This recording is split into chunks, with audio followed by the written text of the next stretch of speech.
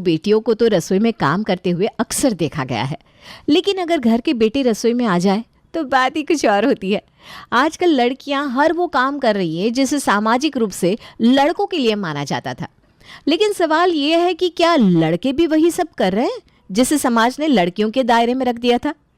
कुछ हद तक हाँ और कुछ हद तक नहीं, क्योंकि अगर कोई लड़का ऐसे काम करना चाहे जिन्हें आमतौर पर लड़कियों के लिए माना जाता है तो समाज अक्सर उसकी सराहना करने के बजाय उसकी मर्दानगी पर सवाल उठाने लगता है। और आज की कहानी एक ऐसे ही मर्द की है। आज की कहानी है उज्जवल की। उज्जवल की माँ ममता रसोई में खाने की तैयारी कर रही होती है, तभी उज्जवल जाकर अपनी माँ की मदद करने लगता है। अरे तू पागल है क्या बेटा? बार बार क्यों रसोई में आ जाता है मेरे पीछे पीछे? तू क्या चाहता है कि तेरे पापा मुझे और तुझे दोनों को घर से निकाल दे? अरे तो एक दिन निकल ही जाते हैं ना मम्मी, ये क्या बात हुई? तुम ही तो कहती हो कि रसोई अन्नपूर्णा होती है। सुबह भगवान को दिया दिखाने के बाद तुम रसोई में भी दिया जलाती हो। अगर लड़के मंदिर जा सकते हैं तो रसोई में क्यों नहीं आ सकते? अरे मेरे बेटे, तू रसोई में आ किसने मना किया है? पर तू आकर ना कोई काम मत क्या कर। मुझे बता तुझे क्या चाहिए, मैं बना देती हूँ ना तुझे। तुम क्यों दोगी मम्मी? मेरे हाथ में नहीं है क्या? और तुम कब तक देती रहोगी? आज अगर मेरी उम्र की तुम्हारी बेटी होती तो क्या तुम्हें इतना काम करना पड़ता? अरे तो मेरी बहू लेकर आएगा ना मेरा राजकुमार। एक बार तो शादी कर ले, फिर तेरी माँ रसोई का मुंह भी नहीं देखेगी। यही सोच तो बदलनी है माँ। लोगों ने रसोई को औरतों को दे दिया है और दफ्तर को मर्दों को। क्यों भाई, हम एक्सचेंज भी तो कर सकते हैं। हाँ, तू बिना कसम से हद है बेटा। इस बात पर मैं तेरा साथ नहीं दे सकती। अब चुप हो जा और बाहर जा, वरना तेरे पापा ने तुझे रसोई में देख लिया ना तो बेकार में तमाशा हो जाएगा। दोनों माँ बेटे रसोई में आपस में बात कर रहे थे, तभी विश्वनाथ कमरे से बाहर आता है। उज्जवल, क्या हुआ तुम्हारे रिजल्ट का? हो गई काउंसलिंग? हाँ पापा, हो गई काउंसलिंग, पर इंजीनियरिंग के लिए जो मुझे कॉलेज मिला है ना वो बहुत ही लो स्टैंडर्ड का है। वहाँ से इंजीनियरिंग करना और यहाँ से ग्रेजुएशन करना बराबर ही है। ये लो, ये किस्मत पाई है तुम्हारी औलाद ने। अगर ढंग से पढ़ते तो यह हालत नहीं होती। अब आएगा तुम्हारे चाचा जी का फ़ोन। राहुल को तो मिल गया होगा अच्छा कॉलेज। अरे जी, किसी के बच्चे से हमें क्या? और एग्ज़ाम के वक्त कितनी तबीयत खराब हो गई थी उज्जवल की। पास हो गया मेरा बेटा, यही बड़ी बात है। मुझे पता था पापा कि ऐसा ही हो सकता है, इसलिए मैंने साथ ही साथ होटल मैनेजमेंट के एंट्रेंस एग्ज़ाम भी दे दिए थे और वो क्लियर हो गया है। बेस्ट कॉलेज मिला है मुझे, तो मैं होटल मैनेजमेंट कर लूँ। उसमें क्या करना होता है? अगर पापा को सच बता दिया तो पापा मुझे होटल मैनेजमेंट करने नहीं देंगे। होटल मैनेजमेंट मतलब MBA पापा। अच्छी सी ऑफिस में नौकरी हो जाएगी, मेरे नीचे 40-50 लोग होंगे, उनको बताना होगा क्या करना है कैसे करना है, बस। विश्वनाथ तो अपने बेटे को ऑर्डर देता हुआ ही देखना चाहते थे, इसलिए वो होटल मैनेजमेंट की फीस भरने के लिए तैयार हो जाता है और अपना सामान बांधकर उज्जवल कॉलेज निकल पड़ता है। बचपन से ही उज्जवल के हाथों में कलाकारी थी, खाना बनाना उसका शौक था। कसम से भाई, मुझसे ज़्यादा खुश नसीब कोई नहीं होगा जिसे तुझ जैसे रूम पार्टनर मिला है।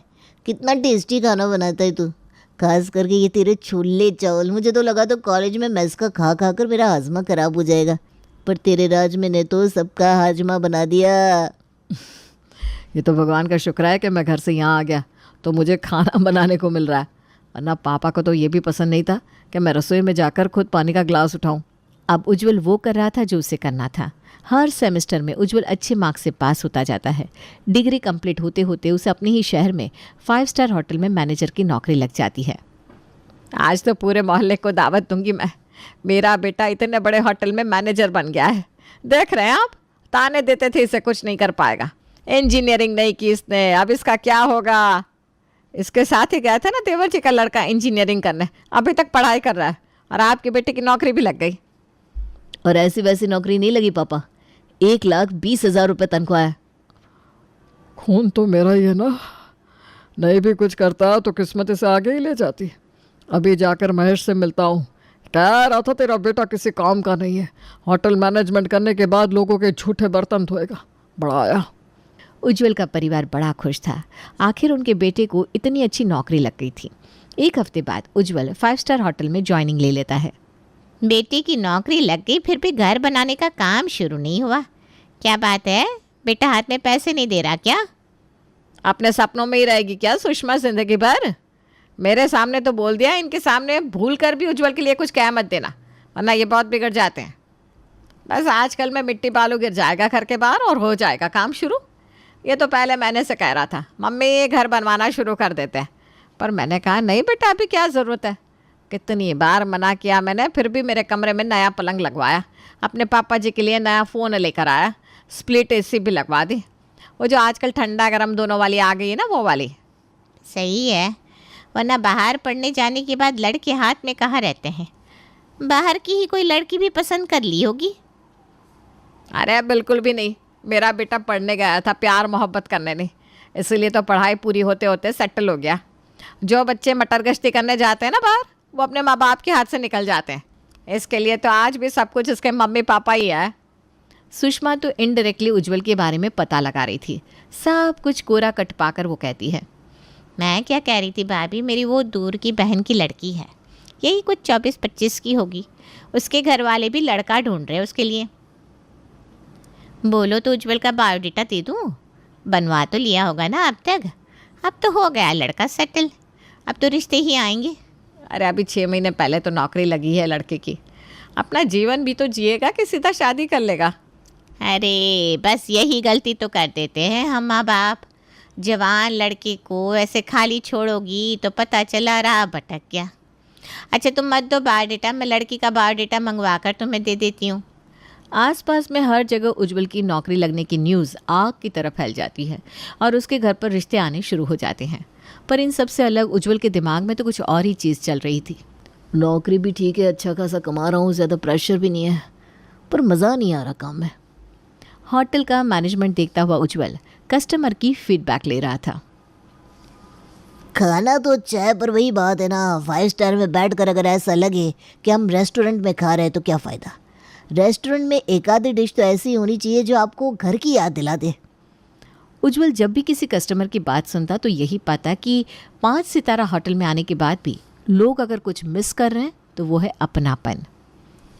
एज अ शेफ़ भी मैंने इंटर्नशिप तो की है, क्यों ना इस होटल में मैनेजर की नौकरी छोड़कर मैं कहीं शेफ़ की नौकरी पकड़ लूँ।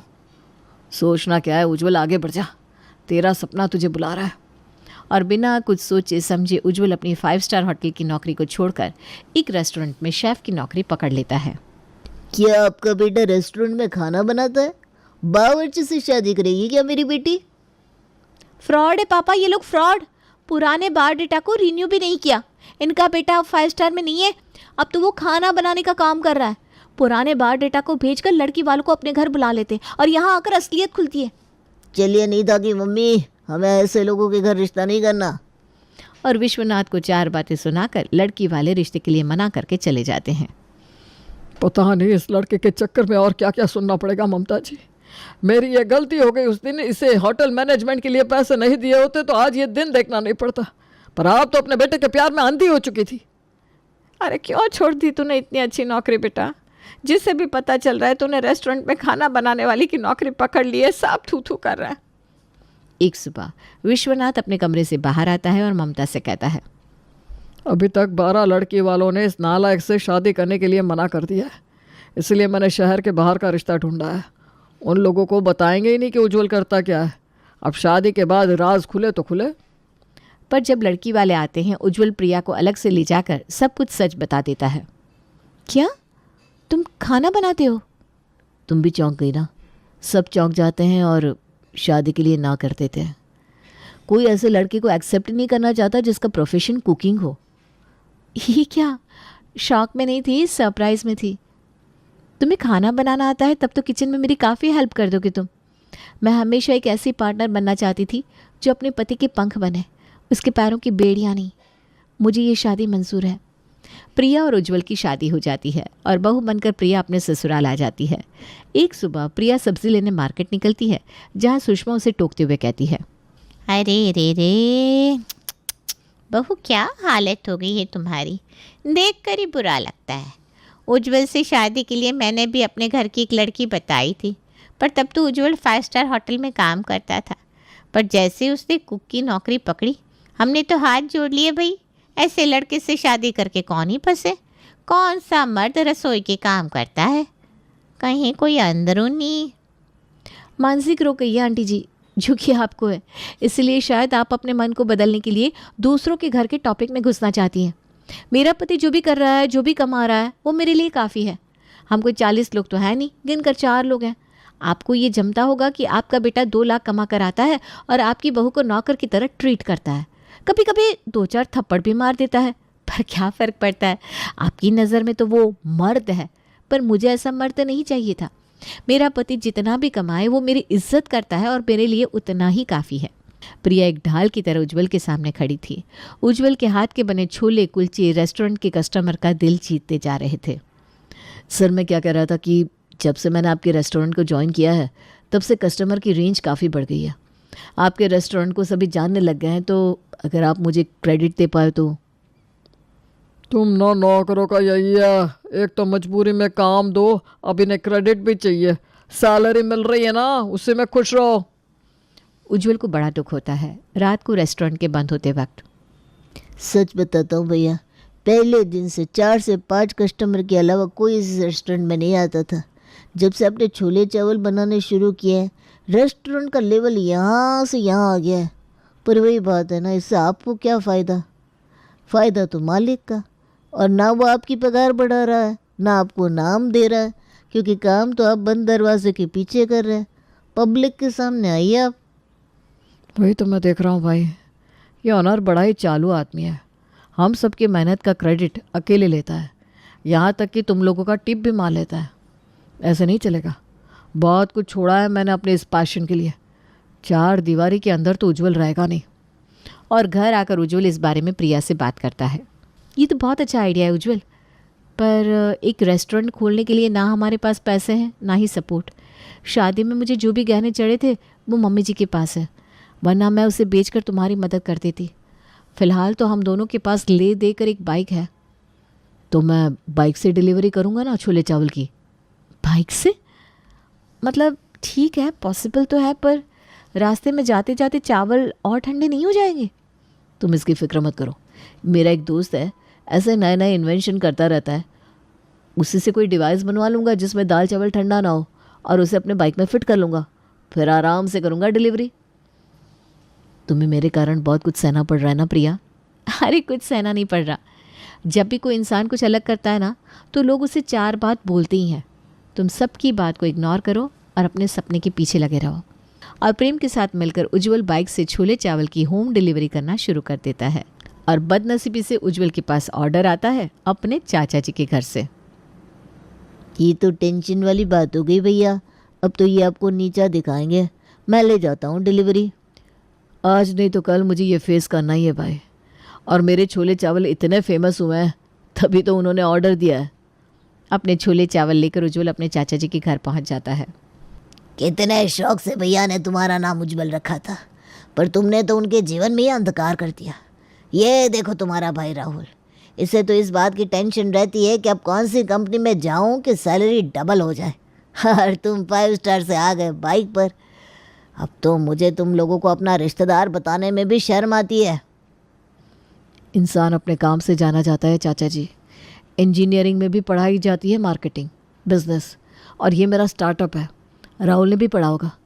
मेरे ये शब्द लिख कर ले लीजिए। एक दिन मेरे छोले चावल ब्रांड बनेंगे, ब्रांड। और अब उसी दिन उज्जवल आपसे इस डिलीवरी के पैसे लेगा। उज्जवल दिन रात मेहनत करता है, बाकी दिमाग से स्मार्ट तो था ही। कोई ऐसा ऑनलाइन प्लेटफॉर्म उसने नहीं छोड़ रखा था जहां उसके छोले चावल रजिस्टर्ड ना हो। इंस्टाग्राम पर पेज बनाने से लेकर ब्लॉगिंग करने तक उज्जवल सब कुछ कर रहा था और उसका काम चल पड़ता है। पर अपने घर के किचन से उज्जवल कितनी ही स्टॉक की डिलीवरी कर लेता। अब उसे रिक्वायरमेंट थी एक जगह की और कुछ लोगों की। और इत्तेफाक से आज रास्ते में उज्जवल को अपने कॉलेज का दोस्त विक्रम मिल जाता है। तेरे हाथ का खाना पहले ही दिन खाकर मैं समझ गया था तू इसी फील्ड में आएगा। तूने कॉलेज के दिनों में बहुत हेल्प की थी मेरी, अब तो कर्ज चुकाने का मौका मुझे भी दे दे यार। तू जानता है मेरे पापा ना बिल्डर है इस शहर में, काफ़ी प्रॉपर्टीज़ है मेरी। 2-4 दुकानें ऐसी खाली पड़ी है, ये पकड़ चाबी, कर ले अपना काम शुरू। जब सही चलने लगे तो दे देना रेंट। अरे तू मजाक कर रहा है क्या विक्रम? एक बाइक से छोले चावल बेचने वाले को कौन पहचानेगा? ये वाओ मोमो, ये जोमेटो, KFC वाले, तुझे क्या लगता है बहुत करोड़पति थे क्या? जब अब्दुल कलाम जी साइकिल से रॉकेट तक का सफ़र पूरा कर सकते हैं तो तू बाइक से रेस्टोरेंट तक का क्यों नहीं? सब अच्छा रहा तो बिजनेस पार्टनर बन जाऊंगा तेरा दोस्त। वो कहते हैं ना, जब आप पूरी मेहनत से काम कर रहे हो तो भगवान मदद खुद ही भेज देता है। उज्जवल ने एज अ मैनेजर भी काम किया था, एज अ डिलीवरी बॉय भी, तो उसे पता था कि रेस्टोरेंट को कैसे हैंडल करना है।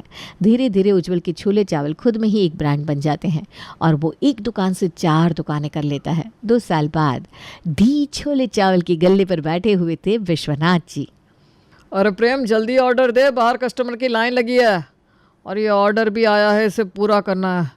ये ले, मैं तो फिर से गिनती भूल गया, 26,100। अब तो आप समझ ही गए होंगे कि उज्जवल की मेहनत और प्रिया का साथ रंग ला चुका था। अपने बेटे के चलते ब्रांड के आगे विश्वनाथ का गुस्सा ठंडा हो जाता है और वो खुद दुकान का गल्ला संभालना शुरू कर देता है। छोले चावल बनाकर उज्जवल ने सिर्फ अपना सपना पूरा नहीं किया था, वो कई ऐसी औरतों के लिए मिसाल बना था जिनके पति सिर्फ ये कहकर रसोई में नहीं जाते कि रसोई में जाने वाले मर्द की मर्दानगी कम हो जाती है।